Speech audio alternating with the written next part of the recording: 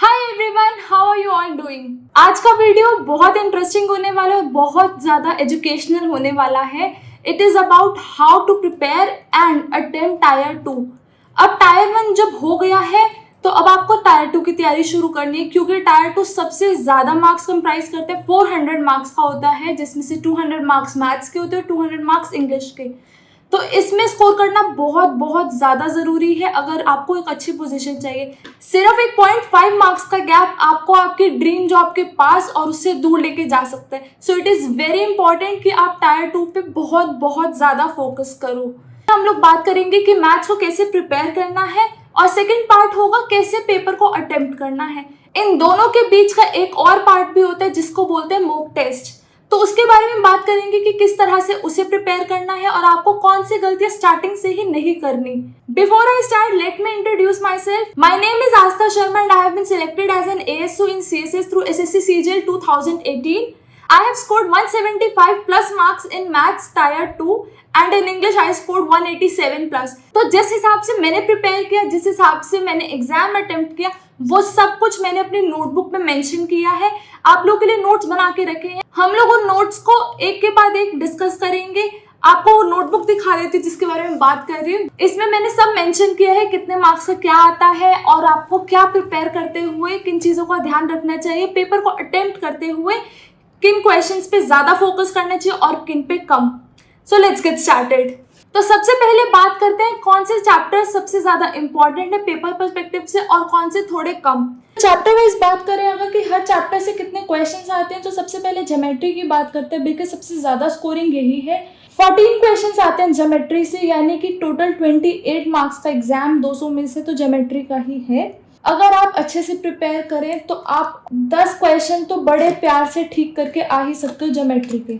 Second topic है mensuration. Mensuration में 12 to 13 questions आते हैं। इसके भी बहुत सारे क्वेश्चन सही किए जा सकते हैं। बहुत ही कोई ऐसा टॉपिक हो जो सॉल्व ना होता हो, या फिर कोई ऐसे उटपटांग टॉपिक जैसे कि पिरामिड हो गया या फिर टेट्राहेड्रन हो गया, ऑक्टागन हो गया, ऐसे वाले टॉपिक्स जो है वो थोड़े बहुत नंबर कटवा लेते हैं, क्योंकि उनके फॉर्मूलाज हमने बचपन से पढ़े नहीं होते हैं, तो थोड़े से दिमाग में बिठाने में मुश्किल होता है। बट अगर इन टॉपिक्स को आप अच्छे से रिवाइज कर लो, इसमें पिरामिड के साथ साथ प्रिज्म होता है, वो भी if you prepare well for these topics I think you can score 10 out of these 12-13 questions. अगली बात है ट्रिग्नोमेट्री की और अलजेब्रा। अब आप देख ही पा रहे हो कि जो टॉप 5 टॉप्स हैं जिसमें सबसे ज्यादा पेपर आता है वो है एडवांस मैथ्स, और बाकी का सारा अर्थमेटिक मैथ्स में आता है। 55 to 57 क्वेश्चंस जो है एडवांस मैथ्स के हैं, और बाकी के 45 के आसपास के क्वेश्चंस जो हैं वो बेसिक अरिथमेटिक से हैं। तो अब आपको यहाँ पे दिख ही रहा है कि कौन कौन से टॉपिक से कितने कितने क्वेश्चन आने वाले हैं। अब इसके बाद मैं बात करना चाहूंगी यहाँ पे कि how to give mock test. Mock test कैसे देना है, आपको क्या करना है, आपको रिकॉर्ड करने हैं अपने मार्क्स। फॉर एग्जांपल मैंने मॉक 1 दिया किसी पर्टिकुलर टेस्ट सीरीज का, उसमें मैं क्या मेंशन करूंगी, कितने क्वेश्चंस मेरे गलत हुए। लेट से अगर मैंने मॉक 1 दिया था जिसमें मेरे 5 क्वेश्चन टोटल अनअटेम्प्टेड थे और 10 क्वेश्चन गलत हो गए, तो वो कौन कौन से टॉपिक में से गलत हुए हैं मैं यहाँ पे टॉपिक मेंशन करूंगी। इन जब 5 क्वेश्चंस को मैं एनालाइज करूंगी तब भी मैं चेक करूंगी कि वो टॉपिक्स मुझे कितने आते हैं और कितने नहीं। फिर उसके बाद आप एक पैटर्न नोटिस करोगे, इसे एक पैटर्न निकालोगे कि कितने क्वेश्चन ऐसे हैं जिसमें आप उसको अनअटेम्प्ट छोड़ के आ रहे हो या फिर गलत करके आ रहे हो। इसके अलावा एक और चीज भी आप ट्राई कर सकते हो एनालिसिस में, जिन क्वेश्चंस में आप स्कोर तो सही कर रहे हो बट टाइम बहुत ज्यादा ले रहे हो, तो आप उनको भी यहाँ पे मेंशन कर सकते हो। अब आ जाते हैं फिर से इधर। अब ये छोटा सा एक सेक्शन है जो मैंने इंग्लिश का मेंशन करना शुरू किया, देन आई रियलाइज कि मुझे इंग्लिश के अलग वीडियो ही बनानी चाहिए, तो हम इसके बारे में बाद में बात करेंगे। मैं जस्ट एक ऊपर से आपको एक हिंट दे देती हूँ कि कैसे बात होने वाली है। तो इंग्लिश को भी हम 3 पार्ट्स में डिवाइड करेंगे, आरसी, वोकैब और ग्रामर। उसके बारे में बाद में बात करेंगे कौन से सेक्शन से कितने मार्क्स का पेपर आता है। अभी हम बात करेंगे सिर्फ और सिर्फ मैथ्स के बारे में। सो अब बात करते हैं प्रिपरेशन की। प्रिपरेशन में टायर 1 में सबसे ज़्यादा बोला जाता है कि टायर 2 की तैयारी देखो साथ साथ ही करो, बट 4 सब्जेक्ट है हमारे पास और सबका इक्वल वेटेज है 50 मार्क्स। तो ऐसा नहीं हो सकता कि मैं यहाँ पे जीके छोड़ दूँ और मैं मैथ्स की तैयारी करती रहूँ। तो उस केस में मुझे टायर 1 में इवन दो मेरी मोस्टली प्रिपरेशन हो चुकी होती है, बट टायर 2 में जो है वो एडवांस लेवल और थरो प्रेप होती है। अब आपको मैं ये रिकमेंड बिल्कुल नहीं करूंगी कि आपने जो टायर 1 में करा है वो रिवाइज ही सिर्फ करो। मैं आपको सजेस्ट करूंगी कि आप चैप्टर वाइज फिर से उठाओ ताकि आपको और डीपली कंसेप्ट समझ आए। यूट्यूब पे बहुत अच्छे टीचर्स हैं जो अवेलेबल है, आप उनको रेफर कर सकते हो। इसके साथ साथ आप अगर ऑनलाइन या ऑफलाइन किसी तरह की कोचिंग ले रहे थे, be it Paramount, be it KD campus, तो आप उनको रेफर कर सकते हो, या फिर ऑनलाइन प्लेटफॉर्म्स जहाँ पे कोचिंग प्रोवाइड की जाती है आप उनको रेफर कर सकते हो। अब इसमें से आपको सबसे ज्यादा क्या निकालना है, आपको बेसिक पता है मैथ्स का, बट इसमें शॉर्टकट क्या है आपको वो सब नोट डाउन करना है, और आपको उसके लिए एक अलग से नोट्स बनाने की जरूरत है, बिकॉज आपको ये बहुत ज्यादा रिवाइज करने की जरूरत पड़ने वाली है। तो नोट्स किस तरह से बनाने हैं वो भी चैनल पे वीडियो है, इस वीडियो के एंड में उसका लिंक मिल जाएगा आपको, और नीचे डिस्क्रिप्शन बॉक्स में भी लिंक है नोट्स कैसे बनाने हैं और हम लोगों ने कैसे बनाए थे, तो आप वो चेक कर सकते हैं। अब इसके बाद एक और बात है कि कैलकुलेशन के लिए देखो कोई और नहीं आके आपको बताने वाला कि कैसे स्पीड तेज करें। एसएससी और बैंकिंग के दोनों ही ऐसे एग्जाम्स हैं जिनमें कैलकुलेशन की बहुत ज़्यादा रिक्वायरमेंट रहती है, तो मेक श्योर कि आपका कैलकुलेशन ऑन पॉइंट हो। इसके ऊपर भी वीडियो है चैनल पे, आप उसे जाके चेक कर सकते हैं। तो ये तो बात आ गई सारी प्रिपरेशन की। अब बात करते हैं आपको अटेम्प्ट कैसे करना है एग्जाम।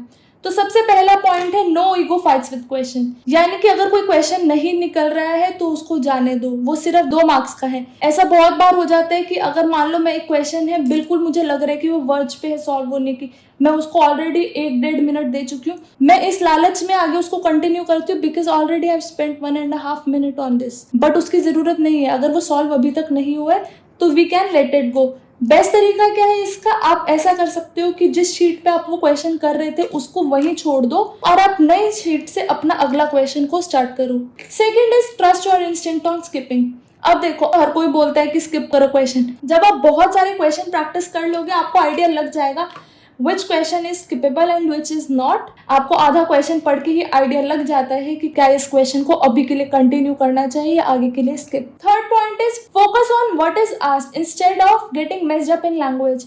कभी कभी क्या होता है क्वेश्चन बहुत ही कंफ्यूजिंग तरीके से पूछा जाता है, उस केस में आपको क्या करना है, आपको इस चीज पे फोकस करना है कि पूछा क्या जा रहा है। तो इसका सेकंड पार्ट ये है कि read the question in a pattern, यानी कि आपको हर क्वेश्चन को एक पैटर्न में पढ़ना है। सबसे पहले input figures and second is special condition, इन दोनों के बेसिस पे आउटपुट निकलता है। अब क्या हो सकता है कि स्पेशल कंडीशन से ही आउटपुट निकल जाए, और ऐसा भी हो सकता है कि जो इनपुट क्वांटिटीज है उस पे आउटपुट जो है डिपेंडेंट हो। अब इसका एग्जाम्पल क्या है, वो कौन से क्वेश्चंस है जिन पे आउटपुट स्पेशल कंडीशंस पे ज्यादा वर्क कर जाता है, वो है एग्जाम्पल्स में परसेंटेज हो गया, प्रॉफिट लॉस हो गया, अलजेब्रा हो गया, ट्रिगो हो गया, और समटाइम्स इवन ज्योमेट्री ऑल्सो।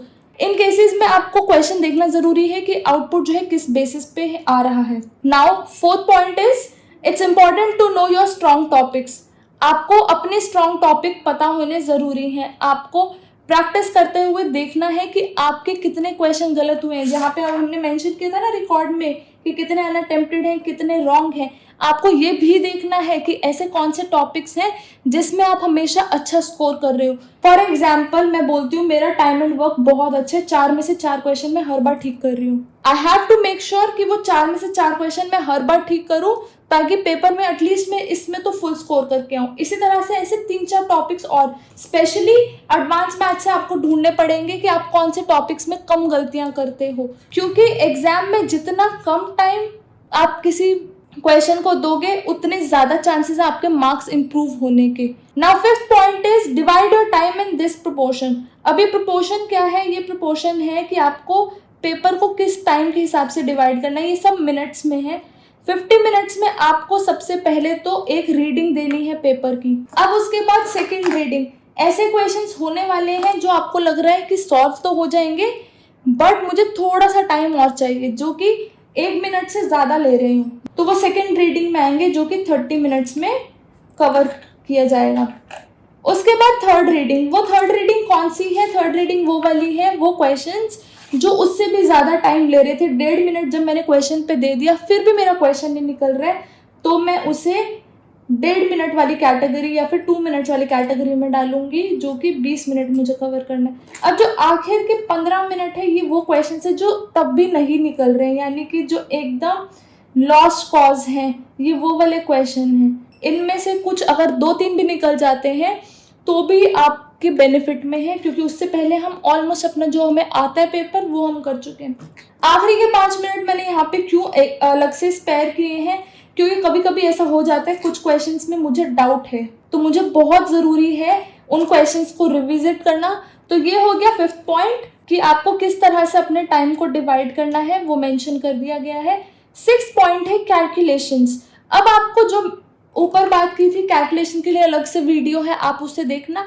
उसमें क्या है, आपको बेसिक ऑफ कैलकुलेशन की एसएससी में किस तरह से कैलकुलेशन आती है, प्लस आपको कैसे वो इम्प्रूव कर सकते हो, उनके जो आइडियाज़ हैं वो दिए गए हैं। कभी कभी पेपर में टाइम नहीं होता, तो कभी कभी आपको रफ कैलकुलेशन से एक काम चलाना पड़ता है, जिससे बहुत सारा टाइम सेव हो सकता है। आपको क्या करना है, आपको कुछ जो रूल्स है, बेसिक रूल्स है डिविजिबिलिटी के, वो आप चेक कर सकते हो। जैसे कि अगर कोई न्यूमरेटर में 9 है तो वो 9 का मल्टीपल होगा आंसर भी, या फिर न्यूमरेटर में अगर 8 से कुछ मल्टीप्लाई हो रहा है तो वो जो आंसर है वो भी 8 से मल्टीप्लिकेशन में होगा। इसका एक सब पार्ट भी है।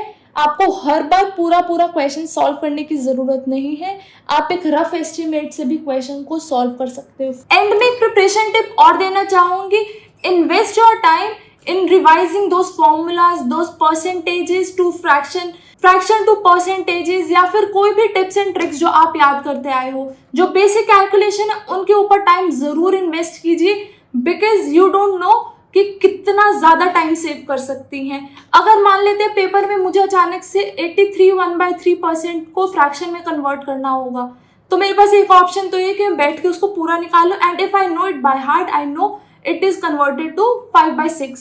I hope you got an idea. तो आपको जितने भी टिप्स एंड ट्रिक्स हैं वो रिवाइज करने हैं, सब फॉर्मूलाज रिवाइज करने हैं। और अगर आपको अभी भी कुछ डाउट्स है तो आप मुझसे पूछ सकते हैं कमेंट्स में, I will definitely reply them. Next video जो है वो इंग्लिश के ऊपर होने वाला है, इंग्लिश का टायर 2 कैसे प्रिपेयर करना है और कैसे अटेम्प्ट करना है। So stay tuned and subscribe to the channel. I hope to see you very soon. Bye.